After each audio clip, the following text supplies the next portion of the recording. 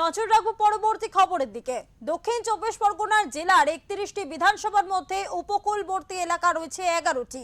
এই সমস্ত বিধানসভার বেশ কতগুলো গ্রাম বা কেন্দ্র রয়েছে যেখানে নদী পারাপার করতে হয়। সকাল থেকে দক্ষিণ চব্বিশ পরগনার গোসাবা সহ পাথর প্রতিমা, গঙ্গাসাগর এবং বিভিন্ন এলাকায় কেন্দ্রীয় বাহিনীকে নদী পারাপার করতে দেখা গেল। কোথাও আবার নৌকোতে করে বেশ কিছুক্ষণ যাত্রা, কোথাও থাকছে লঞ্চ, কোথাও পায়ে হেঁটে। প্রতি ক্ষেত্রে কেন্দ্রীয় বাহিনীর জওয়ানরা এলাকার মানুষের পাশে থাকার বার্তা দিয়েছেন।